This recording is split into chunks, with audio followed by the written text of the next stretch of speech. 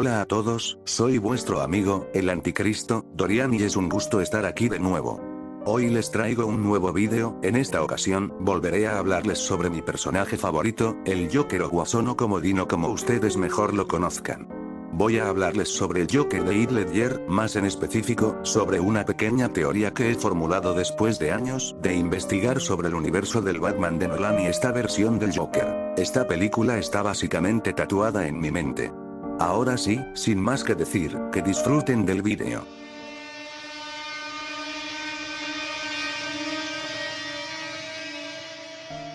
Empecemos por el principio. Teorizar sobre el origen de esta particular versión del Joker no es algo nuevo en el internet. Pues existen muchos blogs y vídeos hablando y debatiendo sobre el tema, apoyándose en las pequeñas pistas que The Dark Knight nos otorga sobre el pasado del Joker. La teoría más popular es aquella que propone el Joker de Ledger como un ex militar, el cual, durante alguna misión secreta o la guerra, sufrió de tortura o tuvo un accidente, lo que le provocó tener aquellas cicatrices. Además de que al regresar a su ciudad natal, Ciudad Gótica, recibió un maltrato por parte del gobierno, a lo cual se le sumó los diversos padecimientos que sufren muchos soldados, como ansiedad, trastorno de estrés postraumático, depresión y el uso de drogas. Este cúmulo de factores serían lo que terminarían transformando a este soldado en el Joker. Esto explicaría el porqué de las habilidades y conocimientos del Joker, pues esta versión es un experto en armas y explosivos. Tiene conocimientos sobre interrogación y tortura, siente un odio hacia la sociedad y al gobierno y todas las fuerzas de la ley, además de conocer las estrategias tanto de la policía como de la mafia. Sin mencionar la forma en la que engaña tanto a Batman como a todas las fuerzas de la ley, del crimen y a la propia ciudad. Y, en la escena de introducción de la película, se menciona que el payaso utiliza maquillaje de guerra. Y la historia del convoy de soldados que le cuenta a Harvey Dent en el hospital. Es por esto que se propuso la idea de que el Joker en su pasado fue un boina verde. Una unidad de fuerzas especiales del gobierno de los Estados Unidos bastante capacitada. Esto también explicaría el por qué no existen registros de su pasado. No tiene nombre, ni ADN, pues el gobierno, al estar involucrado en una misión secreta o en la guerra, decidió eliminar todo rastro de él, volviéndolo un fantasma.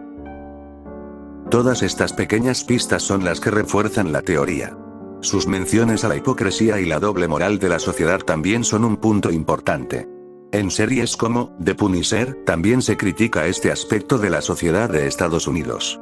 Donde no se le da un trato justo a los ex militares, muchos viviendo como vagabundos o sufriendo de problemas mentales debido al nulo apoyo que reciben pese al servicio que dieron al país, exceptuando a los militares y generales de alto rango que sí reciben dinero y apoyo de parte del gobierno. Incluso en la película Taxi Driver, el protagonista sufre de los mismos problemas. La teoría suena bastante convincente y de hecho, es bastante válida y posible. Pues todas las pistas están ahí y encajan bastante bien con lo presentado en la película. Además de que viendo la adaptación de los villanos del Batman de Nolan, este origen suena como algo bastante fiel al realismo y esencia de la trilogía. Sin embargo, existen otros pequeños detalles que se dejan de lado tanto en la primera entrega, Batman Begins, como en la secuela, The Dark Knight. Y es por esto que yo propongo otra teoría. Primero, vamos a la vida real. La principal característica de la trilogía de Nolan es su realismo. Los personajes, sucesos, la ciudad e incluso los vehículos y artefactos fueron escritos y diseñados para hacernos creer que esto es lo que podría pasar en la realidad. Así que creo que es válido el utilizar también ejemplos reales. Muchos explican que la capacidad de poner patas arriba a Ciudad Gótica por parte del Joker es debido a sus conocimientos como militar. Pero, en la vida real existen diversos criminales que han paralizado al mundo y no tienen un pasado en el ejército. Desde el asesino del Zodíaco o el asesino BTK, quienes tenían una gran inteligencia y burlaron por bastantes años a la policía, hasta que por pequeños golpes de suerte, fueron detenidos o en casos como el Zodíaco, jamás fueron arrestados.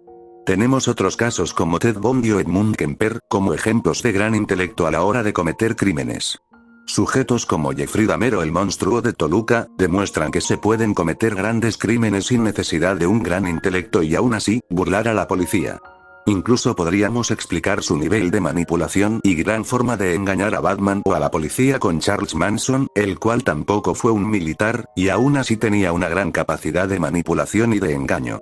Esto podría explicar que el Joker en su pasado no fue un ex militar, sino un psicópata o sociópata, con un gran intelecto y además un experto manipulador. Sin embargo, existen otros detalles, los cuales aún debemos de analizar. Si el Joker fuera un militar con altos conocimientos, debería de saber pelear o mínimo, defensa básica, lo cual a lo largo de la película no le vemos una capacidad física destacable, pues él atacaba y peleaba de forma agresiva y torpe, aprovechándose de distracciones para atacar o de terceros, como sus secuaces o sus perros. El único dato de una gran habilidad física fue cuando redujo al policía que estaba custodiándolo, sin embargo, no era un policía con un gran físico, tampoco era muy habilidoso y cayó fácilmente en las provocaciones del Joker, el cual seguramente se aprovechó de estos factores para reducirlo. Otros datos de suma importancia que debemos de tener en cuenta, son sus conocimientos en armas de fuego y explosivos. Pero, volviendo a la realidad. Lamentablemente en Estados Unidos es demasiado fácil conseguir armas de fuego y armas blancas. Ni siquiera necesitas ser un adulto para cometer grandes masacres. Es muy conocida la cantidad de atentados que muchos jóvenes o lunáticos han cometido y que incluso han utilizado artefactos explosivos. La facilidad con la que un asesino serial puede llevar a cabo sus crímenes en ese país es ya bastante conocida. Muchos asesinos seriales nacen a raíz del acoso, el rechazo y la exclusión de estas personas por el simple hecho de ser diferentes, lo cual genera odio en su interior hacia la sociedad y su deseo de matar. Algo que este Joker pudo sufrir y es por esto de sus ideales. Aunque, también podría entrar otro camino interesante en esta teoría. En vez de ser un militar, el Joker fue un asesino o secuaz de la mafia. Este es un origen muy típico en las historias del personaje. Este trasfondo criminal explicaría sus conocimientos en armas, en las operaciones de la policía, además al ser un matón de la mafia o subverdugo, también explicaría sus conocimientos en tortura e interrogación. De la misma forma, pudo haber trabajado para Carmine Falcone, el cual pudo limpiar su historial e incluso utilizar sus influencias para eliminar todo registro del Joker dentro de la policía.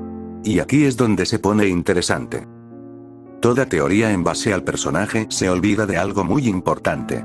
Al final de Batman Begins, Gordon habla con Batman y le menciona sobre un nuevo criminal que está dando de qué hablar. Sucediendo la mítica escena, donde Gordon le muestra la carta del Joker a Batman y este decide empezar a investigar. Lo que pocos saben, es que, la bolsa de evidencia que contiene la carta, lleva como nombre del policía que la registró como Joker. Un juego de palabras que el personaje utiliza en los cómics, y obviamente hace referencia a su nombre, Joker. Este pequeño dato, sumado a que el personaje empieza sus crímenes justo después del atentado de Ra's al Ghul, me dejaron pensando. Muchos de sus secuaces en la secuela eran expacientes de Arkham, muchos de ellos se visten bastante desarreglados e incluso parecen sucios, descuidados, casi como vagabundos además de ser demasiados muy fieles al payaso y que tampoco presentan gran habilidad de combate y muchos parecen auténticos locos. Mi teoría presenta que el Joker salió de Arkham y sus secuaces también salieron de Arkham. El psiquiátrico sufrió un ataque directo por parte de la Liga de las Sombras, además de ser un vertedero para los ex ayudantes de Falcone. Esto explicaría que todo registro de los pacientes estaría falsificado, alterado, eliminado y durante el ataque se perderían aún más datos de los internos debido a la propia Liga o a los pacientes durante su motín.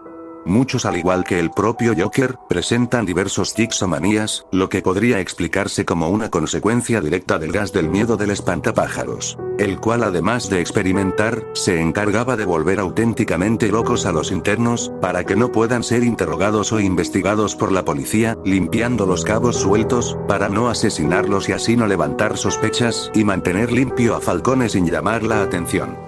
El Joker pudo ser víctima directa del espantapájaros y esto le provocaría aún más una inestabilidad dentro de su mente, incluso en un ataque de miedo por el gas pudo haber ocurrido el suceso que le ocasionaría las cicatrices en el rostro. También le daría cierta inmunidad o le quitaría el miedo, lo cual explicaría su forma tan temeraria de actuar en la secuela. Aunque también podría ser por su lado psicópata. Un claro ejemplo de lo que le pudo haber sucedido, es lo que vimos durante la primera entrega con Victor Zsasz. Un asesino de la mafia, que fue llevado a Arkham y sufrió de los experimentos del gas del miedo.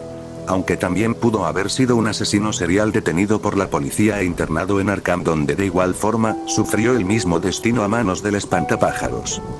Aunque también pudo haber caído de forma accidental dentro de Arkham y sufrir el mismo destino. Sea cual sea. Una vez dentro del psiquiátrico, se enteraría de que los experimentos eran una forma de limpiar las operaciones de la mafia. Incluso dentro del psiquiátrico, al ser liberado por la Liga de las Sombras, pudo haber asesinado a Falcone. También un poco antes, se pudo haber formado alguna reputación dentro del psiquiátrico como el líder o al salir, ideó un plan y fue reclutando a sus ex compañeros de Arkham y los manipuló para así formar su banda. También otra forma de explicar el cómo se eliminó todo registro de él, es utilizando el lado de los cómics. En muchas historias, se demuestra que el Joker es un maestro del disfraz y le gusta utilizar varios alias. Esto también podemos verlo reflejado en distintas escenas y conversaciones de la película. Aprovechando el caos de los estrechos y lo ocupada que se encontraba la policía, pudo haberse infiltrado en el departamento y eliminar todo registro de su existencia de la base de datos. También por esto se explicaría el detalle del nombre falso en la bolsa de evidencia de la carta. Un dato de suma importancia son las historias que el personaje cuenta respecto al origen de sus cicatrices. La historia del padre y su madre podría darnos indicios de su infancia, que al igual que muchos asesinos seriales, tuvo una infancia difícil y rodeada de violencia.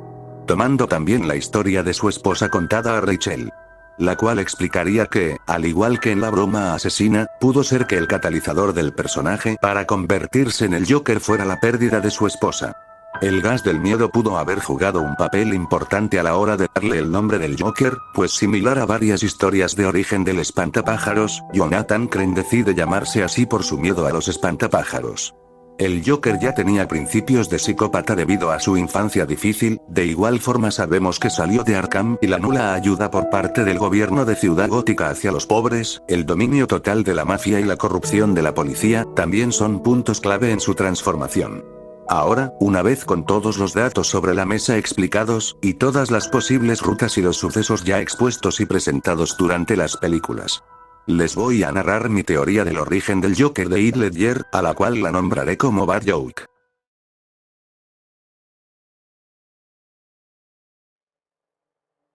Todo inicia con el nacimiento de un pequeño bebé, hijo único de una pareja perteneciente a la clase baja de Ciudad Gótica.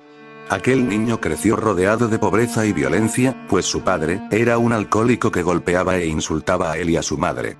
Sin embargo, un mal día cambiaría el resto de su vida para siempre. Una noche, su padre había llegado a su casa mucho más ebrio de lo normal. Las peleas e insultos contra su madre no se hicieron esperar, pasando de insultos a golpes, pero esta vez, eran diferentes, mucho más agresivos, despiadados. Pero es entonces que, su madre, toma un cuchillo de cocina, el cual utiliza para tratar de defenderse de aquellos despiadados golpes. Él no lo recuerda con claridad, solo recuerda ver el cuerpo de su madre caer al suelo. Es entonces que su padre, cubierto de sangre, lentamente se acerca a él y le pregunta: ¿por qué tan serio, hijo? Sin embargo, los vecinos habían escuchado los gritos y los golpes, por lo que llamaron a la policía, es así que los oficiales detienen al hombre y rescatan al niño. De esta forma, aquel niño es trasladado al orfanato de Ciudad Gótica. Sin embargo, la violencia no se quedó en su antigua casa.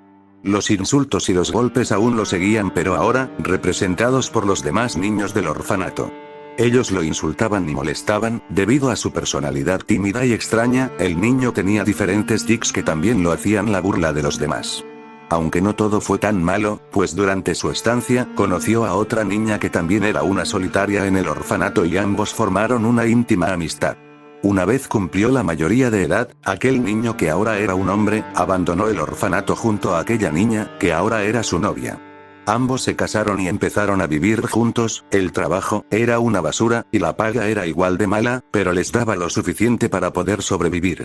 Sin embargo, fruto del amor entre ambos, su amada esposa resultó estar embarazada. Esto orilló al hombre a buscar un trabajo con una mayor paga. Durante la búsqueda, encontró un lugar en el mundo criminal.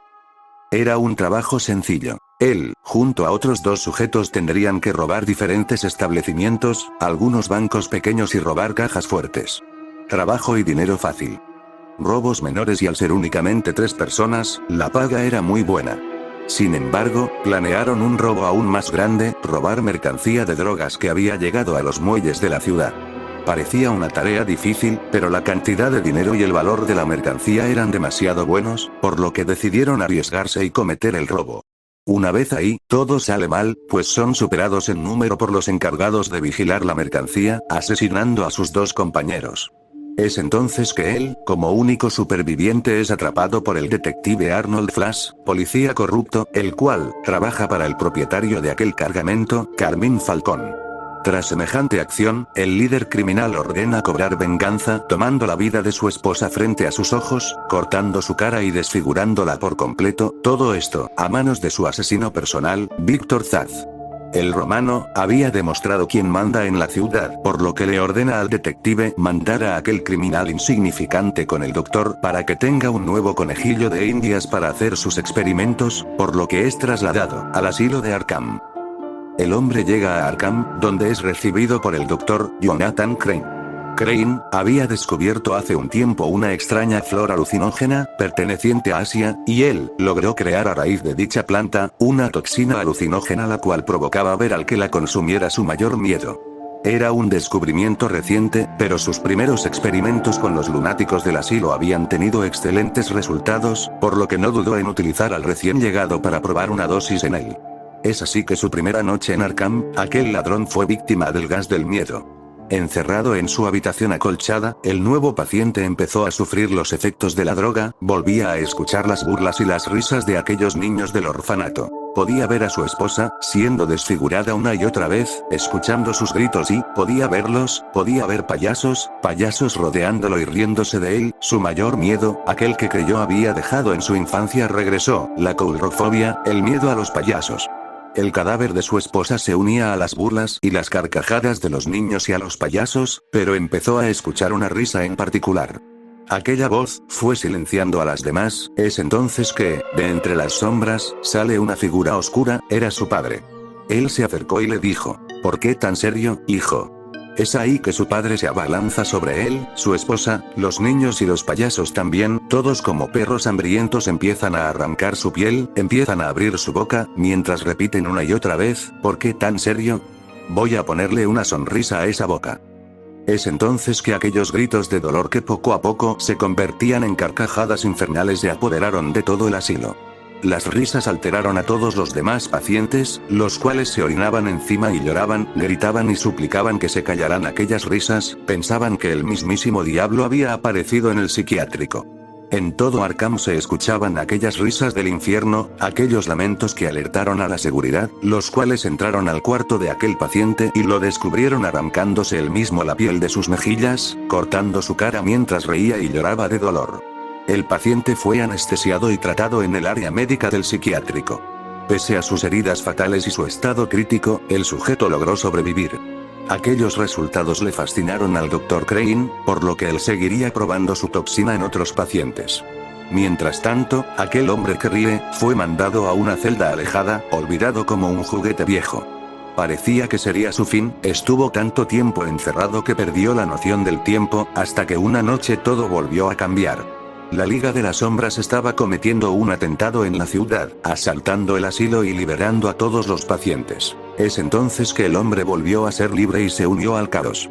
Mientras caminaba por los pasillos del lugar, logró encontrar a un sujeto familiar. Era Falcón, amarrado a una mesa mientras deliraba. El sujeto solo se limitó a reírse y abrir aquella celda, se paró frente a él y viéndolo a los ojos le dijo, ¿por qué tan serio? Explotando en carcajadas mientras cortaba sus mejillas para después dejarlo a su suerte, mientras un montón de lunáticos entraban a la celda y se abalanzaban sobre el mafioso. El hombre que ríe, logró escapar de Arkham. Él caminaba perdido por las calles de los estrechos, caminando entre aquella espesa niebla, aquella niebla con un aroma familiar, pues era producto de la toxina del miedo, aunque para él, ahora solo eran cosquillas. Él se encontraba fascinado por el caos y disfrutando de la libertad de la locura, perdido en sus pensamientos y en lo que veía, pero es entonces que se ve interrumpido. Pues empieza a escuchar gritos. Muchos gritos lejanos los cuales venían detrás suyo, por lo cual, volteó su mirada al cielo y lo vio, pudo verlo. Pudo observar a aquel que provocaba los gritos de terror, una figura alada demoníaca que surcaba el cielo nocturno. El hombre quedó en shock por unos momentos, para después, explotar en sonoras carcajadas, las cuales, ahora se apoderaban de la noche. Una vez la tormenta había pasado, el hombre, oculto, logró procesar y pensar, volvió a recordar, el sufrimiento, el dolor, el placer, las risas, la locura. Les iba a enseñar ahora quién mandaba en la ciudad. Nadie se iba a volver a reír de él, les iba a demostrar que, solo se necesita de un mal día para convertir al hombre más cuerdo, en un lunático. Robando algunas cosas, pintó su cara como aquellas figuras en su mente, aquellas figuras que lo atormentaron, ahora le pertenecían. El Joker había nacido. Reunió a varios de los otros pacientes de Arkham, los cuales le fueron rápidamente fieles, y usando sus conocimientos pasados, empezó a crear un plan. Aprovechando el caos de la ciudad, que los policías estaban ocupados en los estrechos, repartiendo la cura contra la toxina del miedo y deteniendo a los pacientes prófugos. Logró engañar y asesinar a un joven policía, infiltrándose con su uniforme en el departamento, eliminando todo registro de él. Después de cometer su primer robo, su primer paso de su gran plan, volvió a utilizar aquel uniforme. Pues qué mejor forma de presentar al príncipe payaso del crimen, que haciéndolo personalmente él mismo. Es así que empezaría su plan, buscaría vengarse de la sociedad que lo abandonó y lo hizo a un lado. No importaba que también te portaras o que tanto sufriste, si no tenías el poder, a nadie le importabas. La vida nunca fue justa con él, todos lo señalaban, todos se burlaban de él. Él siempre fue el niño raro, el monstruo, por esto, iba a demostrar que cualquiera podía volverse loco, solo bastaba con un mal día. Haría sufrir a todos el dolor que él había sufrido. Iba a vengar a su esposa, iba a vengarse a él, iba a hundir a la ciudad en caos e iba a liberar a la locura misma. El Joker se iba a apoderar de Ciudad Gótica. Es así como el Joker había nacido. Aunque, tal vez, todo solo fue un producto de su imaginación. Tal vez, imaginó toda una historia dentro de su cuarto acolchado después de asesinar a su esposa al igual que su padre. Tal vez siempre fue un lunático, un asesino que fue encerrado en aquel infierno. Un hombre olvidado por el tiempo y por el mundo, por la sociedad. Tal vez, siempre fue un niño malo, un monstruo que esperó la excusa perfecta para poder salir y demostrar su verdadera cara, su personalidad oculta entre capas que escondían auténtica maldad. Un hombre que solo quiere ver arder al mundo. ¿Y tú? ¿Por qué tan serio?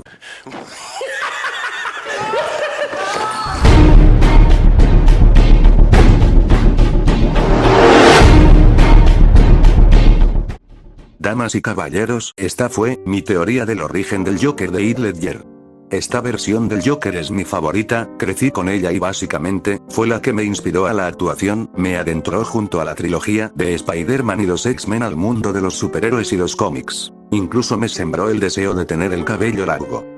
La película y esta interpretación del personaje han marcado mi vida y ya hace bastante tiempo venía queriendo dedicarle un vídeo a esta encarnación del Guasón. Y qué mejor forma que presentando mi teoría sobre esta versión, la cual siempre abre el debate entre los fans sobre cuál es su verdadero origen. En base a las investigaciones que realicé y la recopilación de datos de las películas, sumado a la información de los cómics y algunas ideas propias, es que formulé esta teoría. Teoría la cual espero les sea de su agrado. Esta versión, pese a que no la considero la mejor del personaje, sí es mi favorita y le guardo un respeto y un cariño enorme, algo que quise demostrar aquí. También, además de al personaje, el actor Heath Ledger es uno de mis actores favoritos y una figura que admiro bastante.